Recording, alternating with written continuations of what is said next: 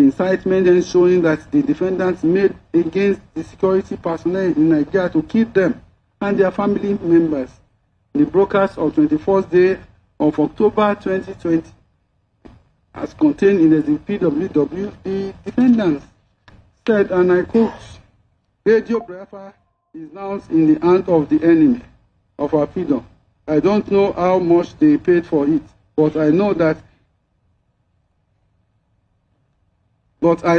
Britain spent over 4.8 billion a few days ago to suppress what is happening. That is what they have done. I told you a while back that Britain was now in charge of what is happening in the zoo, and you thought that I was joking. They have now come with their clamp down, but they are now going. They are not going to succeed. Radio Biafra belongs to us, but why is it not playing out our program right now?" Unquote. The defendant also stated, "I am telling you people to go to the bush. Whenever you see a military convoy, you attack them. Whenever you see a police convoy, attack them. They are human beings and they also bleed. Any person with a police uniform or any army in any army uniform is an enemy of the people." Unquote. Around 57 minutes to this video marked, the defendant stated, and I quote, "They came to Tinubu. It is surprised that after British High Commissioner came to Tinubu, they opened fire on protesters in Lagos. You should know, you should not by chalk that the woman is a devil, a big devil. She too will get her comeuppance." Unquote. The defendant was referring to Katrina Link, the British High Commissioner at that time. The defendant also said, "From what will happen in Aba between today and tomorrow, we tell you how serious we are. Every police officer with uniform, once you come out from your house with police uniform, you are dead man walking." Unquote. Callers were calling in from places like Aba, like toll gates and other parts of Lagos, Ibadan, Abuja, Jos, Abia State. Even one Jacob called from Nasarawa State. And the defendants kept giving orders for these callers and other listeners to kill every police and soldiers. The defendant even told the people how to build an improvised bomb. He asked them to go to a filling station to get fuel in a bottle and put a rag in it. Then they should set the rag ablaze and hold it at soldiers. In responding to a caller call from Abuja, in that same broadcast of 20th October 2021, the defendant, while inciting his listener to attack the relative or security personnel, stated, and I quote, that every commander they have given his name, find his children. I want to get him in trouble. When they take me to court and ask why I said such thing, I will tell them why. Find the commander. His name is Ifu Umata. Find his children. Find his children. The commander of those on the ground. Find their children. Very, very important. Find their children. Unquote. If defendants went for that, and I quote, start attacking the police, take their guns, use them against them, manufacture motor tours, cocktail, manufacture bombs to bomb them, unquote. The defendant at about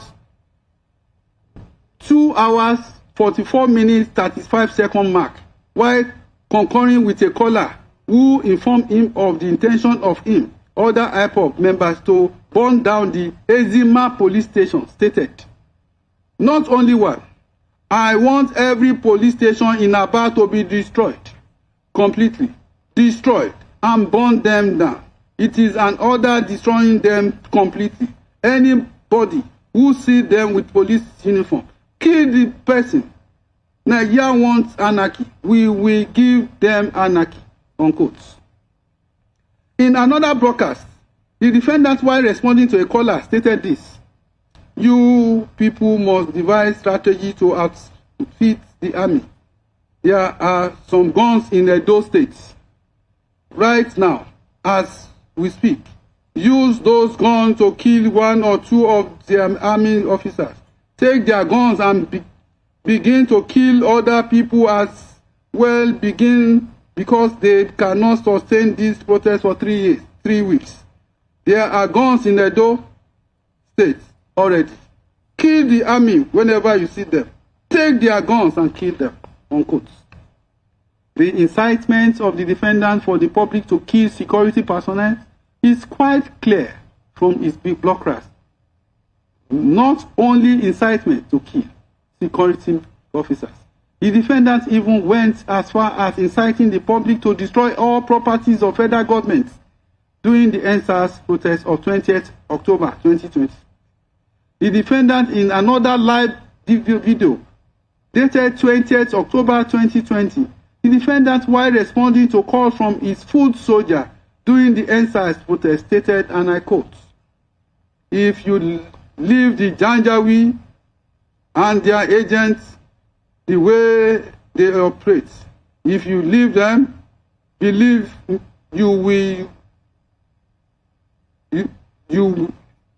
me, you will suffer.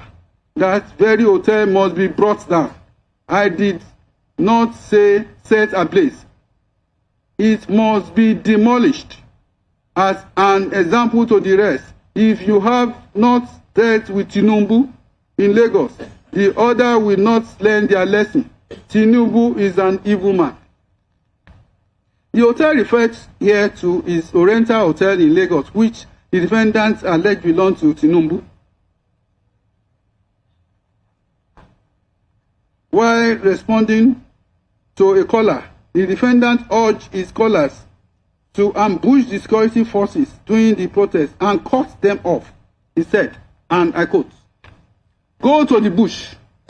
You need to cut them off from the back, ambush them, take their guns from them and kill them. They are animals and not human beings. They may be wearing uniform like police or soldier, but they are animals. Disarm them and kill them. If you allow them to escape, your life is over, and I want Lagos airport to be on flame. Breached the perimeter fence and burn down the Lagos airport. If you have double barrel or pistol, go to the airport and burn it down. Set Muritala Muhammad airport on fire. Set it ablaze right now. You are dealing with animals. Fulani Janjaweed, they do not reason," unquote. It is important to state that the said hotels and Muritala Muhammad airport and other property in Lagos, they are not in the north, where it seems to hate with passion. Even his own fellow Igbos people have property in Lagos. With destroying the property is said to be agitation for self-determinations. The threats and destruction which follow were corroborated in Exhibit PWD2, which is a pictorial pictures of the assessment of damage done to the Nigerian police alone in the state of southern states. So many of these police stations and even police officers were killed as a result of the incitement by the defendant. Also, Exhibit PWD2A, which is a compilation of death reports and certificates of death of security officers. In the report, the number of police officers who were killed was given as 128. Military officers were 37. Other security officers as 10.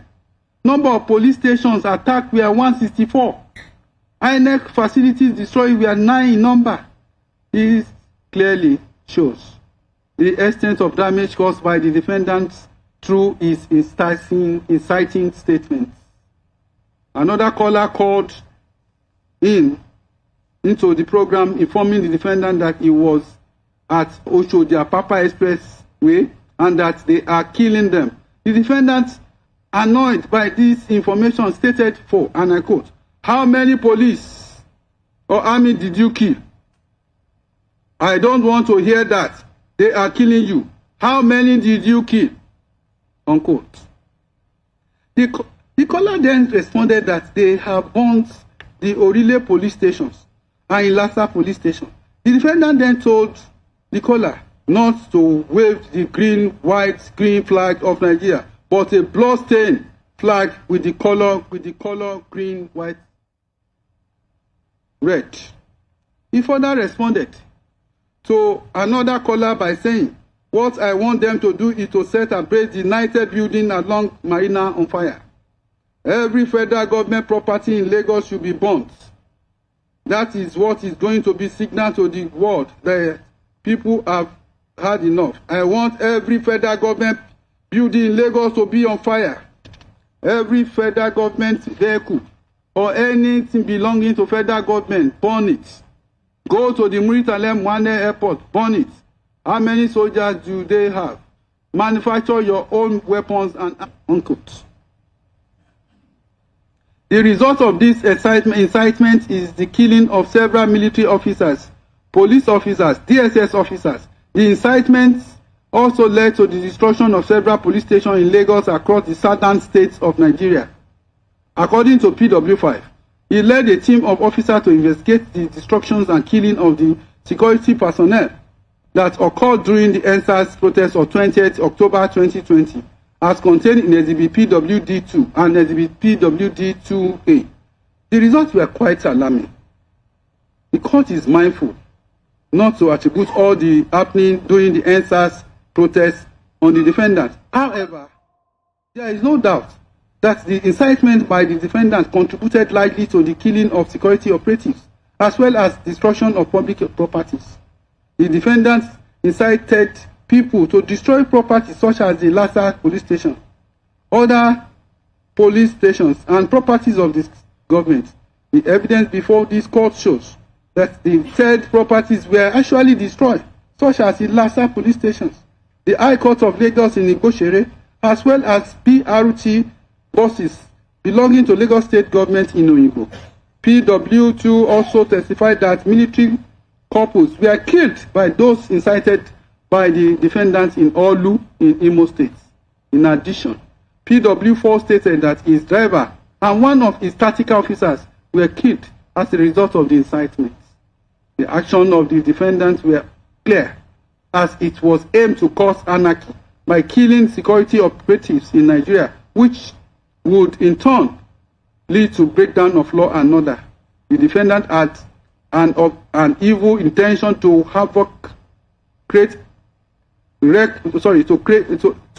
wreak havoc on the people and government of Nigeria. Are all these actions consistent with agitation for self-determination? The answer to this is in negative. His violent outbursts, as well as his instigations of the public to attack and kill security officers in southern Nigeria without provocation, was downright barbaric and without any conscience whatsoever. The defendant did not feel any concern for the family of the officers who were slain. He turned himself to a tyrant who could take life anytime he pleased. Such persons cannot be allowed to remain in society of sane minds. His shocking instigations to kill other human beings was incomprehensible, and this court hereby condemned it. But I must say that the evidence extracted is minute compared to the avalanche of. I must say that evidence extracted in this judgment is minute and very small to the avalanche of evidence and broadcast before this court by the defendant.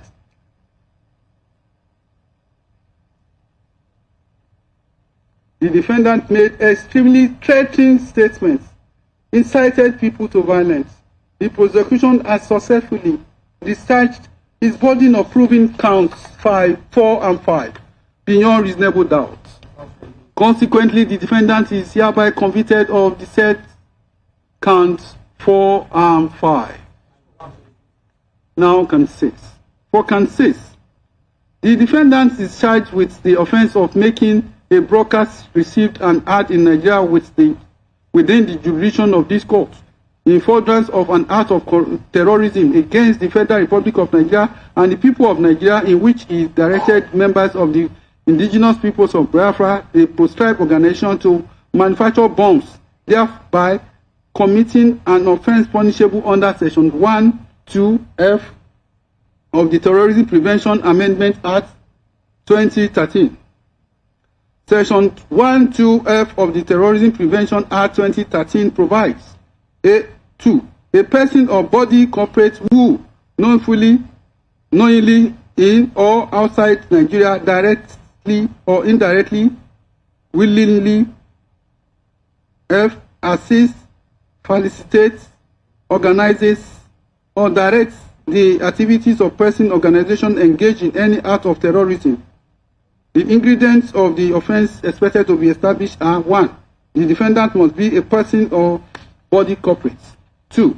The defendant must have assisted, facilitated, organized, or directed the activities of person or organization engaged in terrorist activities. 3. The defendant must have willingly assisted, facilitated, organized, or directed the activities of persons or organizations engaged in terrorist acts. The defendant herein have been established to be a human being. As to the second and third ingredient, the prosecution has led evidence to show that the defendant has directed members of the terrorist organization to build bombs, other explosives in order to attack security operatives. Indeed, in furtherance of his terrorist actions and following the incitement of persons to kill defendant security operative, the defendant also directed his members to build explosive devices, particularly motorful cocktail. At about 1 hour 30 minutes 36 seconds of the broadcast of 20th October 2020, as contained in Exhibit PWW, the defendant, while responding to a caller about NSAS protest, stated, and I quote, "Now, this night, I want graduates to go to work, graduates of chemical engineering, those who were born as engineers, manufacture any ordnance you can, because they are coming to kill you anyway, regardless of what you do. Go and manufacture any ordnance. I am calling on the youth in the middle belt, and I want any bridge that they can use to reinforce to be destroyed. They are going to come from the middle belt. This night, we have engineers everywhere, people who are intelligent. Go back now and give us your own version of Molotov cocktail. We must destroy them before they destroy us. Every youth tonight, anybody with a police uniform, anywhere, especially in Aba, in Lagos, once you have police uniform or any army uniform, that person is your enemy. Attack them, because if you don't, they will kill you. If you are a graduate of physics or chemistry, no sleep for you tonight. Go and manufacture something to destroy the police and every army police position starting from this night." Unquote. During the said broadcast, while responding to a caller named Jacob from Nasarawa State, the defendant even told the people how to build an improvised bomb. He asked them to go to a filling station to get fuel in a bottle, put a rag in it, that then they should set the rag aflame and hurt it at a soldier. A Molotov cocktail, according to Wikipedia.com, that I accessed at 1 a.m. on 20th November 2025, is a hand-drawn incendiary weapon consisting of a fragile container filled with flammable substances, equipped with a fuse. In use, the fuse attached to the container is lit and the weapon is thrown, scattering on impact, unquote. The online Britannica dictionary defines Molotov's cocktails as a crude bomb, typically consisting of bottle filled with inflammable liquids and a wick that is ignited before throwing, unquote. Applying the above definition, the directive of the defendant to members of the group to build improvised bombs such as Molotov's cocktail is indeed a terrorist act. A Molotov's cocktail is capable of causing explosions, damage like any other bombs, which aim is to cause destructions. This directive, like other directive, is a manifestation of anarchy minded of the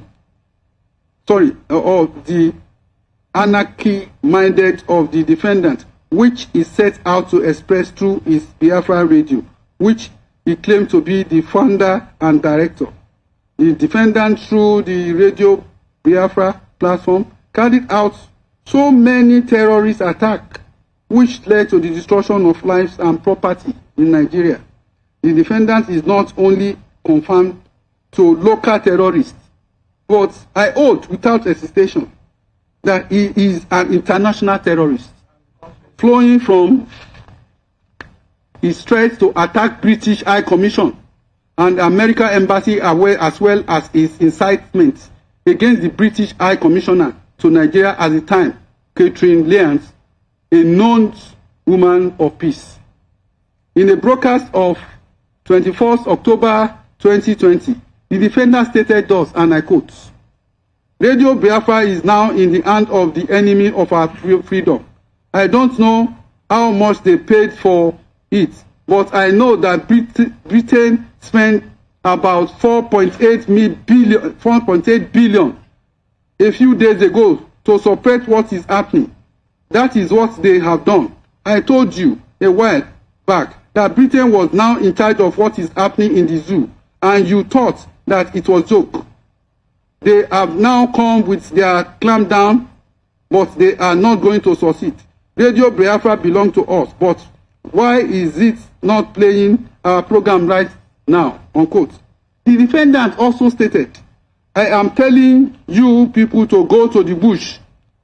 Wherever you see a military convoy, you attack them. Whenever you see a police convoy, attack them. They are human beings and they also bleed. Any person with a police uniform or any army uniform is your enemy." Around 57 minutes mark into that video, the defendant directed his threat at Catherine Lyons, the British High Commissioner. He stated, and I quote, "They came to Tinubu. It is a surprise that after the British Commissioner came to Tinubu, they opened fire on protesters in Lagos. You should not be shocked. The woman is dead, is demon, a big demon. She too will go come repentance." Around 1 hour, 8 minutes, 35 second mark, the defendant also stated, and I quote, the same thing that Britain did to Biafra in what they are doing to us now, media blackout. Do you want the world to report this issue? Take over the British High Commission. That is all. Take over the consulate in Lagos. Take over the one in Abuja. Every newspaper in the world will report it in the morning. If you march on the British High Commission in morning, front pages in the world will carry it, and the world will ask why is British Commission in Abuja and Lagos under occupation by Nigerian youth. Then it is over. I'm giving you a master strategy of how you should be done. In a formation of 3 lines, there is something I want you to do. I'm announcing it on air so you understand. People should go to every weather shop around you. You know those who build bullet-proof door. I don't care how much it costs. We will pay. Everybody who is a welder who builds bulletproof, people should take those doors and put nails in front of them and stand in front of protesters so that bullets cannot go through. Push the door, get the weapons, and deal with them. When you are marching to the British High Commission tomorrow, form 3 lines. They will have the army surrounding them. They will send a cable to London that British High Commission in Lagos is under attack. They will be forced to release it. Then the whole world will know that a revolution is going on. Without that, you cannot succeed, unquote. Even recently, in this courtroom, on the 7th day of November 2025, when the matter came up before this court, the court wondered the kind of malice and hatred which the defendant had for Britain. I will produce same parts of the proceedings of that day hereunto. Defendant, he says, there are issues at play which my Lord has not able to overcome, which even the prosecution has not even attempted to overcome. My Lord, are you asking me to go into the doors to defend myself on a non-existing law? If you can state that for the court, my Lord, I will be most grateful that you are going to try me or ask me to enter my defense where no law exists. Because if that is the position, my Lord, that means that the outcome of very trial is predetermined. A man of my station and caliber cannot be tried without any valid law. It is impossible, my Lord. I will tell you why. This was the case. This very case is bigger than this court. The case of mine started in 1957 when some brave men and women in this very country dared to ask the British to leave. The funniest thing is that all of them that pioneered that very effort, they all went to jail and were killed. Court, I'm learning this now. Then ask the British to leave. Defendants, yes, in 1957, Dr. Anthony Nao moved a motion at the House in Lagos asking the white men to go and leave us alone. From that day, trouble started. Even before then, the like of Abat Macaulay was jailed, honorable men that fought for the indignity of the black race because they want me convicted. They told me so. Absolutely, my Lord. Absolutely, 100%. They told me. They said, I will come to court to see, to hear your case. When you take your plea, when prosecution opens, then their case, when prosecution opens their case, when you start your cross-examination, when they refuse your no-case submission, I am telling you what happened a year and a half ago when you file your no-case submission and is rejected. You will not go into trial. You will be there during the verdict. You will be there during conviction. The court now responded.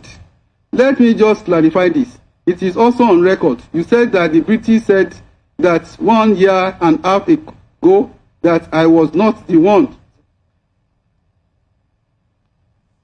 presiding here. I want to say this, that I know my brother too, that was ascertain it will not get into that level of having anything to do, anything, because the way you are putting it. I want to say this. I do not have any relationship with the British. I have come here to do justice. I reiterate. Can you comment your defense so that if you comment today, I can extend time for you because your time has ended today. For the U.S. Embassy, it would have been attacked if not for the closure as a result of the protest. The defendant at about 2 hours, 24 minutes, 50 seconds, mark of the video of 24th day of October 2020 broadcast in Exhibit PWW stated, American embassy is shut down. Why won't they shut down? People are protesting. This statement regarding the embassy of United States of America is quite loaded. The statement could mean several things, none which are palatable or peaceful. What exactly does the defendant mean by the American embassy is shut down? Was he trying to attack the embassy if it has not shut down as a result of protest, or incite others to do same as he did in British embassy?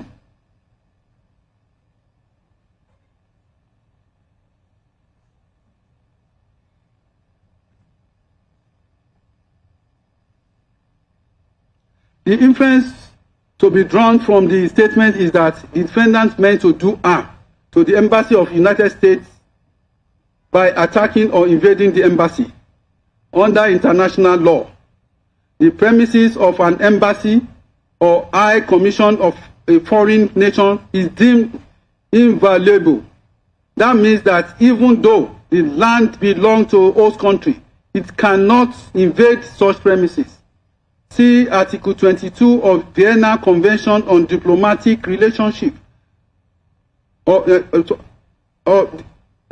Article 22 of Vienna Convention on Diplomatic Relations, 1961. It provides thus: the premises of missions shall be inviolable. The agent of the receiving state may not enter them, except with the consent of the head of the mission. 2. The receiving state is under special duty to take all appropriate steps to protect the premises of the mission against any intrusion or damage, and to prevent any disturbance of the peace of the mission or impairment of its dignity. 3. The premises of the mission, their furnishings and other properties thereon, and the means of transport of the mission shall be immune from search, requisitions, attachment, or execution, unquote. Thus, from the above, it can be said that the defendant incited for people to invade British High Commission and is threat against British High Commissioner Catherine Lyons and American Embassy is an act of international terrorism. This is the purpose of Section 3 of the Terrorism Prevention Amendment Act 2013, which provides, and I quote, any person who intentionally murder, kidnap, commits other attacks on persons or liberty of an international protected persons, b, carries out violent attack on official premises, private accommodation, or means of transport of an international protected person in a manner likely to endanger his person or liberty. C, threatening to commit any such attack, commit an offense, and is liable on conviction to life imprisonment. The High Commissioner is an international protected person, being the representative of the British government in Nigeria, as well as other staff of High Commission and Embassy of the United States of America, leaving the defendant to continue his terrorist activity would have led to an international incident involving Nigeria and other foreign nations who are good partners with Nigeria. The question to ask again is whether bombing or attacking embassies of high commissions constitutes an action consistent with agitation for self-determination. Again, the answer is no. All these acts goes to show that the criminal tendency of the defendant, as well as show concrete proof of his terrorist acts. Therefore, I hold without hesitation that the prosecution, as successfully established, can seize against the defendant. Consequently, he is hereby convicted of count 6 of the charge. With respect to count 7 of the charge, the defendant is charged with importing into Nigeria and keeping in Ubuluzo in Ihiala, local government of Anambra State, within jurisdiction of this honorable court, a radio transmitter known as Tram 50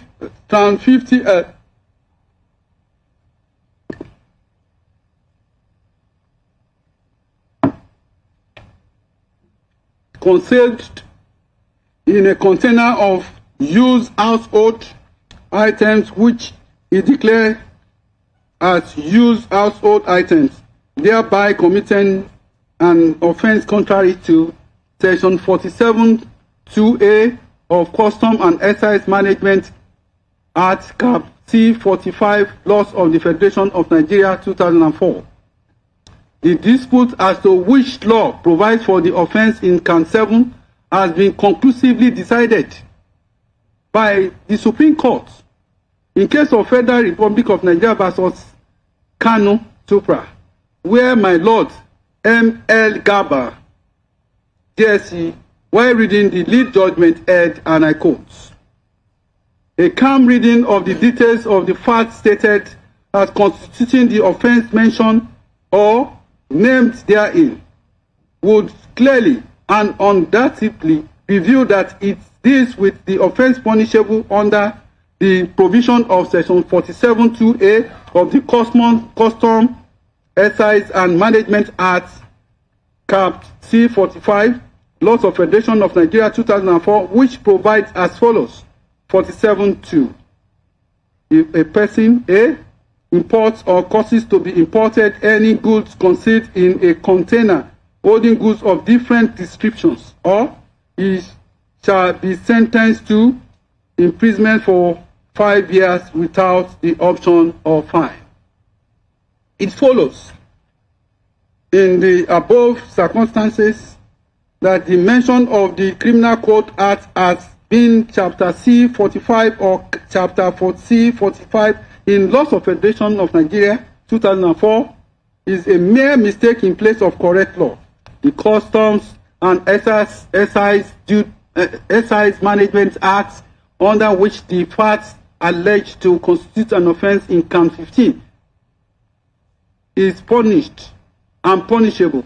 The offense in count 15 is consequently recognizable and grounded in an extant existing law in Nigeria in which it was defined and described, unquote.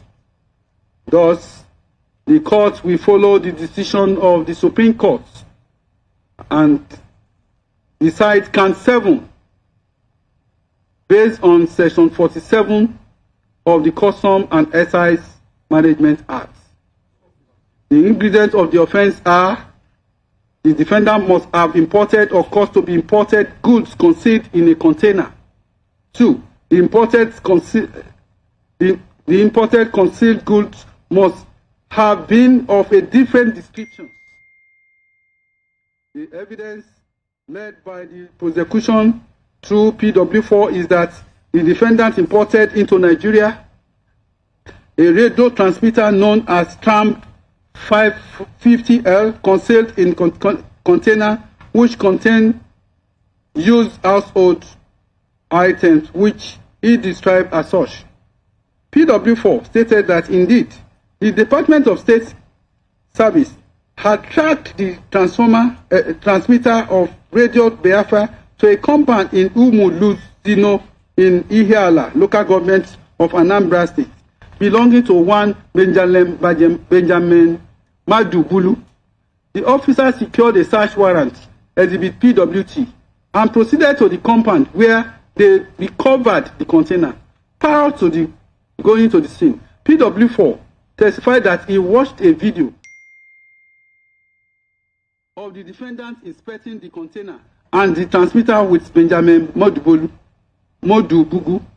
The court visited where the container was kept in the custody of the DSS, and same was admitted in evidence in the presence of the defendant as exhibit PWY, and he did not object to same. The container itself contains several household items which appear to be covered for the transmitter concealed in it. The prosecution has led evidence to show that the transmitter was smuggled into the country without sale being declared to custom. That the cover of the household item was used to disguise its true content. The surrounding facts also show that the purpose for which the defendant intended to use the transmitter was to broadcast program on radio diaphragm, and this makes it conceal the transmitter. This is also not. There is also no evidence that Radio Biafra is registered with the Nigeria Broadcasting Commission, as stated by PW4. Thus, it is safe to conclude that the concealment of transmitter is in furtherance of the illegal operation of Radio Biafra by the defendant. The defendant, as a consequence of resting his case on the prosecution, did not call any witness to report the evidence of the prosecution, neither did he lead any evidence to counter the evidence of the prosecution.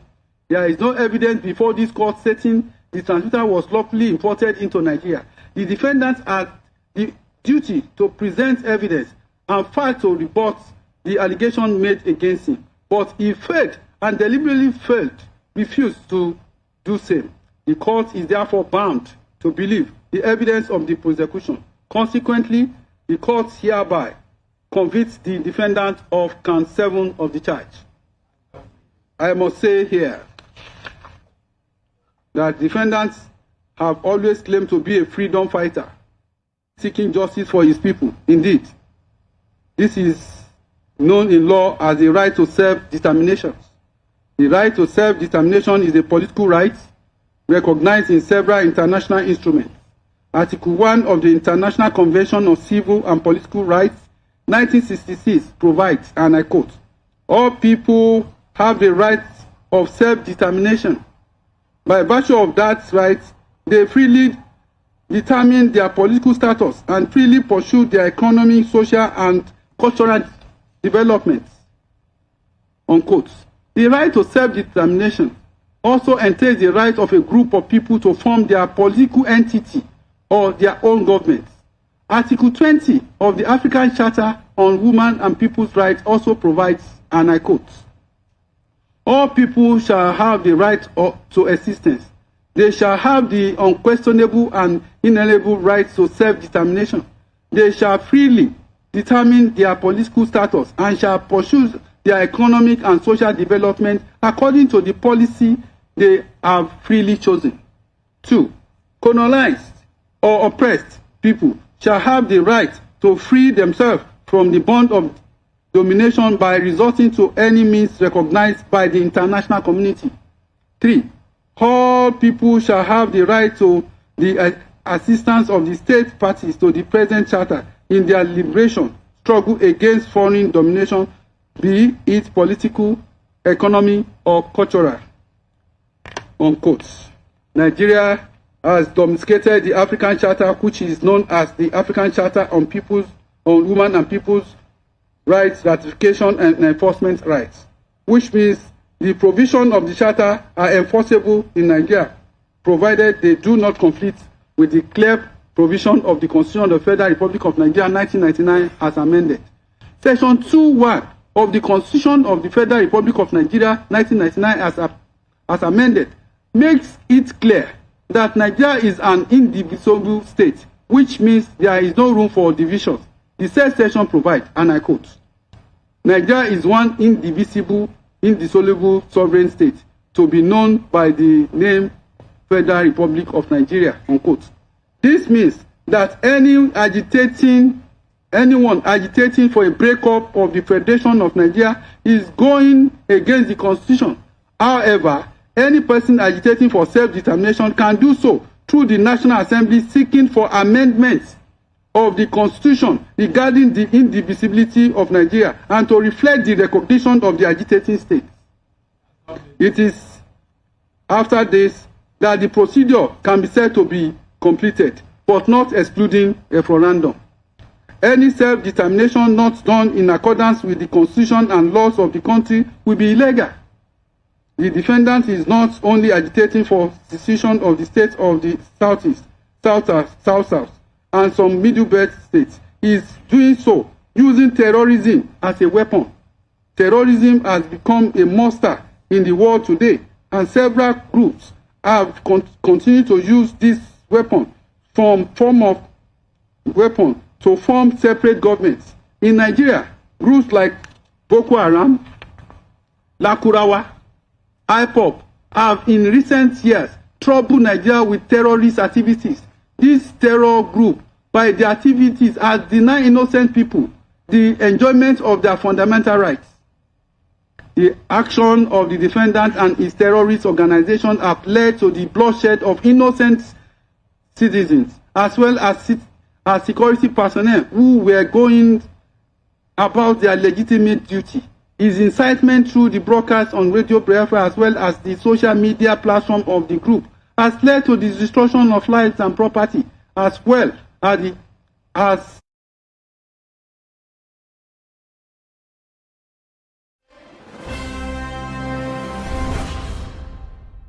people of the Republic of Nigeria had brought Nnamdi Kanu before this court for acts of terrorism.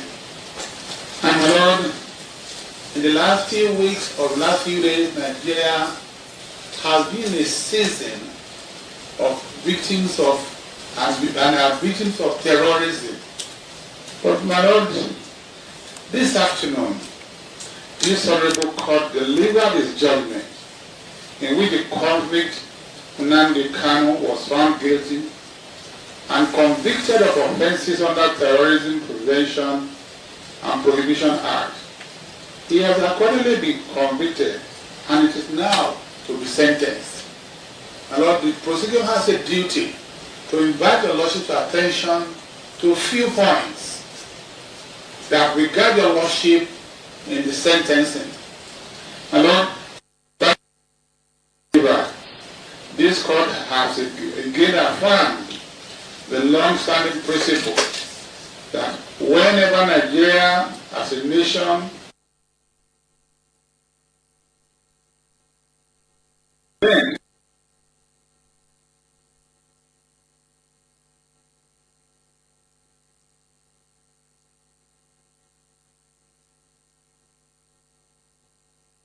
country, guided by the wisdom, courage, and integrity of judges who serve within that arm of government.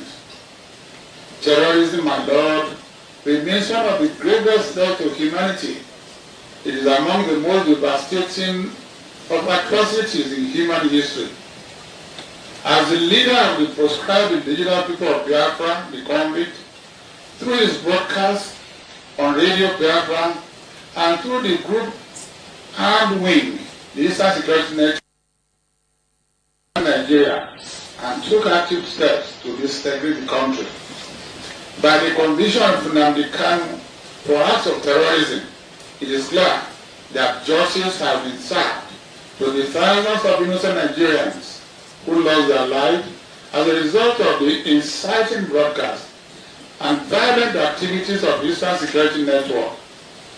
Their blood of those who have died cries to heaven, and God in his mercy has given them justice.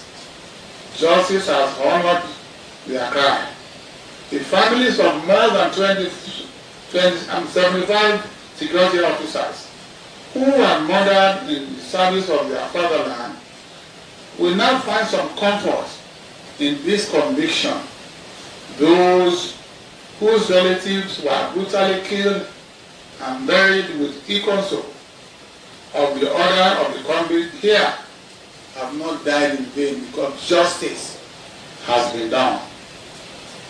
And Lord, the record before this court are replete with the losses suffered by citizens of Nigeria residing in the interstates of the Federation. Citizens who, through no fault of their own, were forced to live in fear, had their businesses destroyed, and were reduced to paupers as a result of sits at home orders issued by the convict and violently enforced by the commanders of the ESN. Justice has today set them free from oppression and economic strangulation caused by the terrorist activities of the convict. The convict now knows that the law is greater than any individual. Therefore, justice has been done to him too. And that Nigeria has both the power and the capacity to punish anyone who does deliberate, reckless act of terrorism, seeks to divide the country by attempting to create the so-called Republic of Biafra by force out of the Federal Republic of Nigeria. My Lord, consequent upon the conviction, as nothing further remains but the lawful imposition of sentence. The punishment prescribed for the offences in counts 1, 2, 4, 5, and 6 is death penalty. Pursuant to Section 1(2)(h) of the Terrorism Prevention Amendment Act 2013, my Lord, with all sense of humility, I say, sir, as a prosecutor, that this court has no discretion in that regard, and that the only sentence that your lordship will impose for counts 1, 2, 4, 5, and 6 is death sentence. This court has the power to do so, and with respect must do so. The language of the act is clear, and the court is also applying it strictly without deviation. For the offense under count 3 relating to membership of IPOB, a proscribed terrorist organization, the punishment is imprisonment for a term of not less than 20 years, in accordance with Section 16(3) of the Terrorism Prevention Amendment Act 2013. We urge your lordship, in accordance with death sentence, also pronounce and impose a sentence as prescribed by law. I won't find him guilty and convicted. For the offense under count 7, the punishment is 5 years imprisonment without the option of a fine, pursuant to Section 46 and 47 of the Custom and Excise Management Act, Cap C for the purpose of federation. In sentencing, this honorable court is obliged to consider the nature and gravity of the acts of terrorism committed by the convict. The acts of terrorism were against innocent Nigerians who reside in the southeastern states. It is also a terrorism act against Nigeria, whereby nobody felt safe and secure in Nigeria having regards to the activities of IPOB and ESN. The court is also note that the country has shown neither remorse nor penitence for the innocent Nigerians who died as a result of his directives and incitements. He has demonstrated no respect for the administration of justice. His conduct, even within the court, has been marked by arrogance and a heart far removed from humility. When he was going out, he looked at me and said, God will bless me. If you won't say God will punish me, say God will bless me. And I say amen. Because I'm a blessed man. It is not him, the convict, who can now put a curse on me. He cannot do that. So in any event, my Lord, I'm not being personal, but I want to assure you that somebody in that position ought to show some penitence, ought to show some remorse, ought to throw away arrogance and self-serving attitudes. The court is further urged to take judicial notice of the fact that the convict established Radio Biafra, a broadcasting platform operating on several digital channels, including mobile radio, Twitter, YouTube, Facebook, WhatsApp, blogs, and Instagram. It is a station with global reach. Evidence before the court, my lord, shows that when the convict was arrested on 15 October 2015 at the Tulip Hotel in Lagos, he was found in possession of broadcasting equipment. The conduct of the defendant through online publications, live broadcasts, and social media communications constitute act of incitement, encouragement, and provocation of terrorism as defined under the Act. In view of the position, my lord, that without the instrumentality of the internet and social media platforms, the magnitude of destruction, division, and human losses recorded in the southeastern state of Nigeria, including Lagos, will not have reached the level it attained. The digital platform becomes tools in the hand of the convict, tools of radicalism, ethnic hostility, and incitement to terror. They are amplified and resulted in a coordinated transnational militarism or militarization of violence and destructions of public property across several states of Nigeria.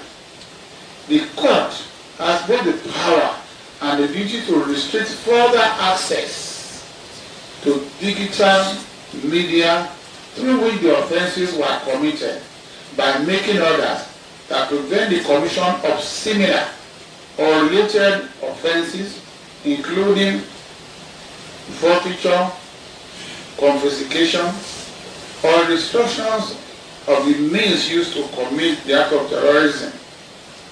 As a form of preventive control, the prosecution pressed this honorable court to impose restrictions on the convict's access to digital devices, online accounts, or internet facilities.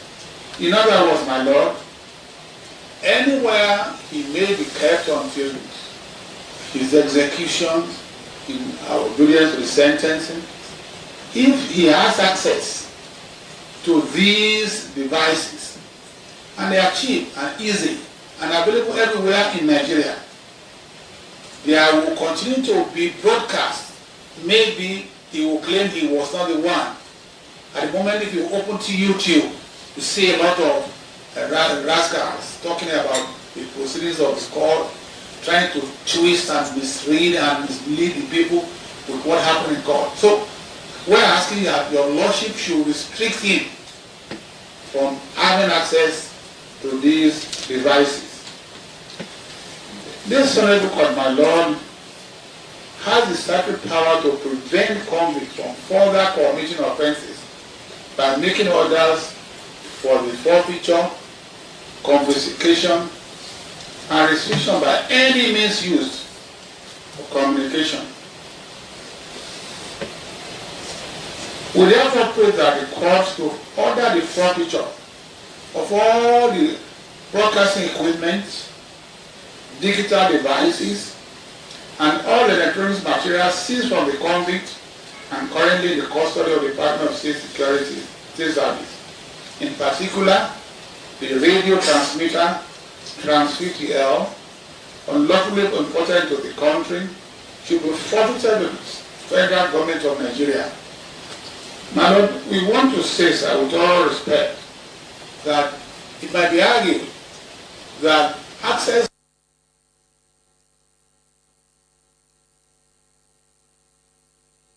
within the constitutional rights, but it's not absolute.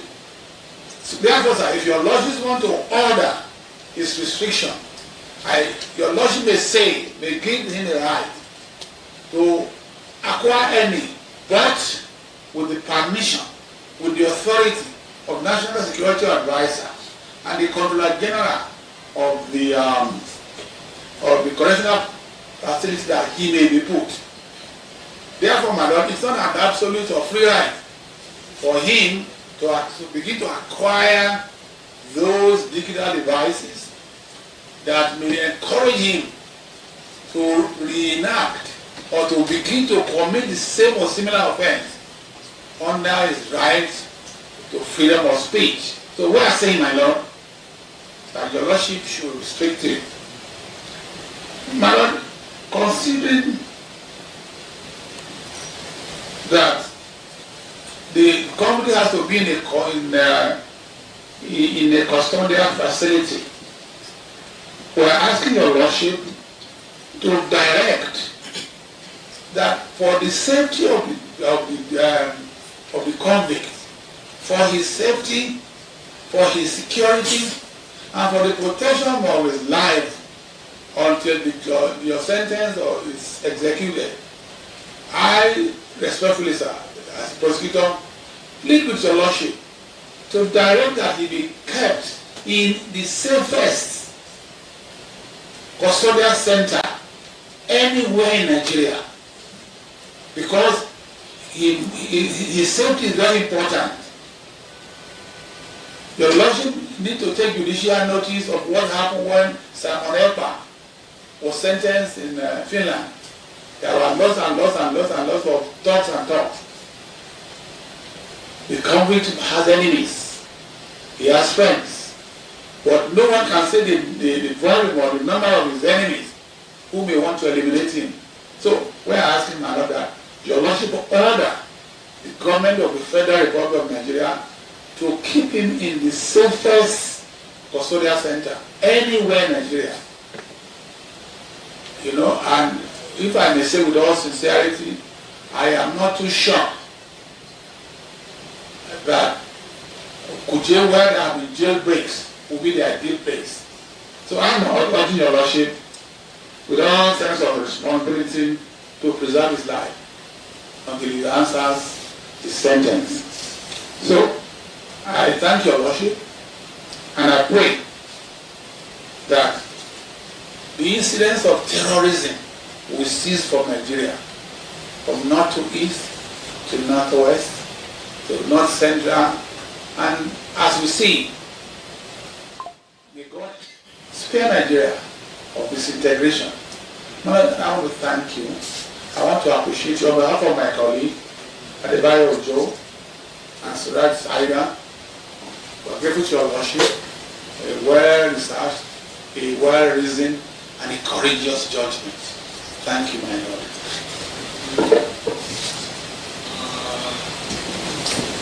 There is no doubt that the convict has waived his right to be present through its unruly attitude, its habitual unruly attitude to be in court when judgment was read.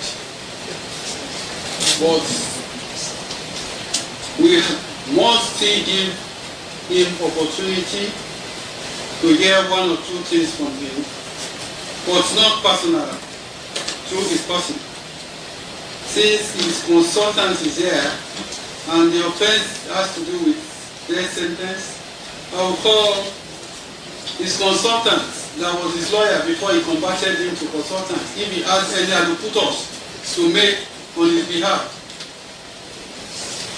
Mr. Jimako, do you have any advocate to make on his behalf?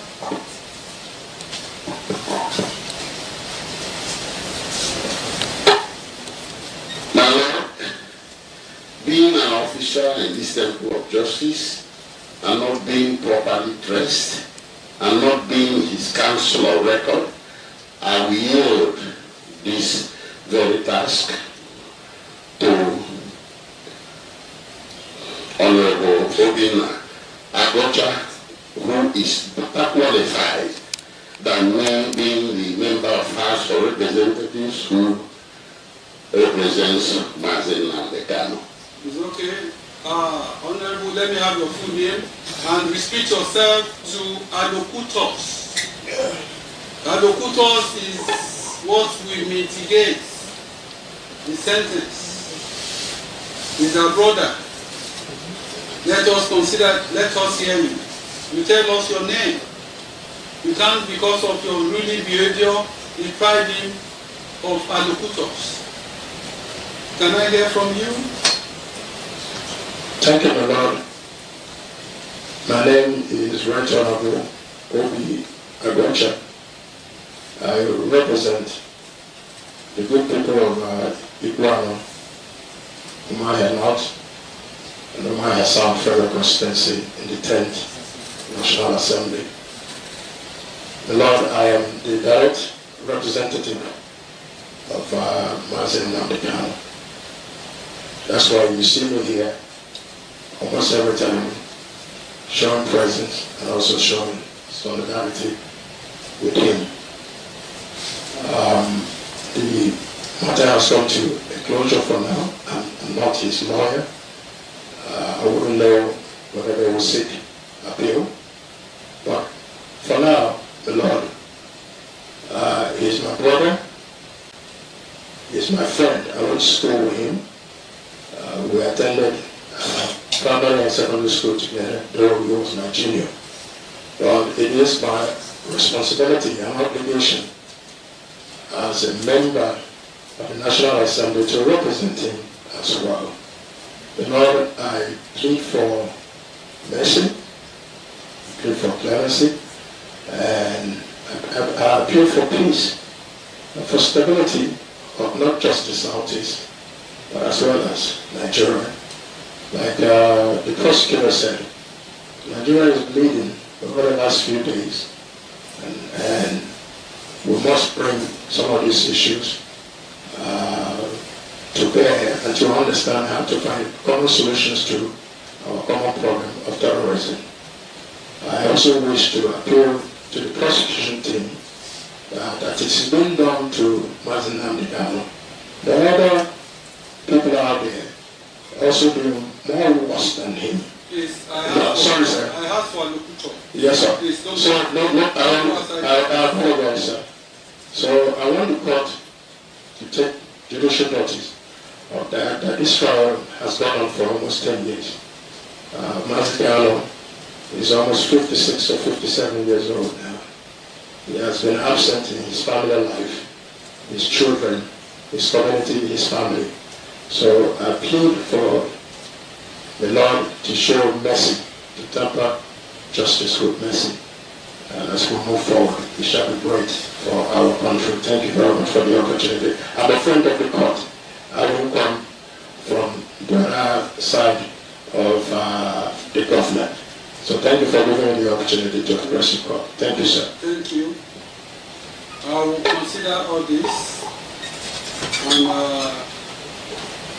I will rise and come back by 10 minutes to 4. You may go and come back 10 minutes to 4 for the sentencing. I will rise and come back.